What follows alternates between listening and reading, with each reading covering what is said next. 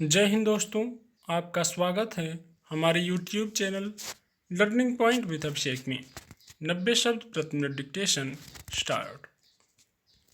जिस वक्त उत्तर प्रदेश और पश्चिम बंगाल की ATS व STF टीमें आतंकी संगठन अल-कायदा के नेटवर्क को यहां खंगालने में जुटी हैं, ठीक उसी समय अफगानिस्तान व पाकिस्तान से आई दो दर्दनाक खबरें बताती हैं कि इस पूरे खित्ते में आतंकवाद की चुनौती फिर कितनी गंभीर हो चली है। अफगानिस्तान में तालिबान ने जहां 20 से ज़्यादा निहत्थे अफगान कमांडरों का कत्ल कर दिया, तो वहीं पाकिस्तान के खैबर पख्तूनख्वा सूबे की एक बस में हुए धमाके में 13 लोगों की मौत हो गई और कई लोग गंभीर रूप से जख्मी हो गए। मरने वालों में ज़्यादातर चीन के नागरिक हैं जो वहां दासू डैम परियोजना से जुड़े थे। ये घटनाएं भारतीय सुरक्षा बलों के लिए खतरे की घंटी होनी चाहिए। उन्हें अब कहीं अधिक मुस्तैदी का प्रदर्शन करना होगा, क्योंकि पिछले करीब 1.5 साल से लॉकडाउन और अन्य पाबंदियों की वजह से दुबके पड़े दहशतगर्द अब खोल से बाहर आने लगे हैं। तालिबान की बर्बर वापसी को लेकर पिछले काफ़ी समय से विशेषज्ञ यह आशंका जता रहे थे कि अमेरिकी व नाटो फौजों की वापसी के बाद काबुल के लिए हालात को संभालना कठिन हो जाएगा। और अब जो समाचार वहां से मिल रहे हैं वे उन आशंकाओं की तस्दीक करते हैं।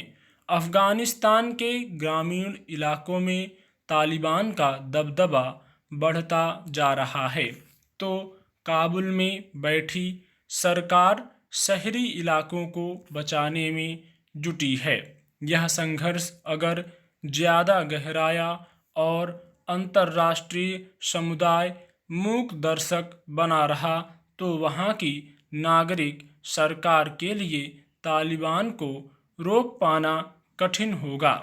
हालात की गंभीरता का अंदाज इसी बात से लगाया जा सकता है कि कुछ दिनों पहले तालिबान के संघर्ष से डरकर सैकड़ों अफगान सैनिक पड़ोसी देश तजाकिस्तान भाग गए थे और अब तो वहां से नागरिकों का पलायन भी शुरू हो गया है, क्योंकि जिन जिलों पर तालिबान का नियंत्रण हो चुका है वहां कट्टरपंथी निजाम के कायदे लागू किए जा रहे हैं। निस्संदेह यह स्थिति हमारी चिंता अधिक बढ़ाने वाली है। तालिबान और अल-कायदा की दुरभिसंधि तोरा बोरा की पहाड़ियों के भीतर अब दबी छिपी नहीं है। पाकिस्तानी फौज और ISI से उसके रिश्ते भी जग जाहिर हो चुके हैं। दुर्भाग्यपूर्ण तथ्य यह है कि अपने नागरिकों की जान की कीमत पर भी पाकिस्तान आतंकवाद के खिलाफ जंग में ईमानदारी बरतने को तैयार नहीं। ऐसे में कश्मीर में घुसपैठ के जरिए एक बार फिर भारत में अस्थिरता फैलाने की कोशिशें हो सकती हैं।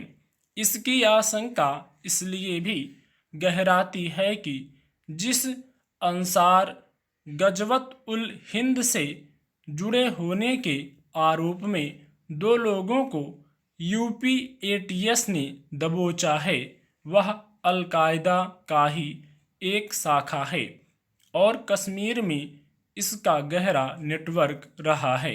बहरहाल बेलगाम तालिबान सिर्फ भारत के लिए चिंता का मसला नहीं है।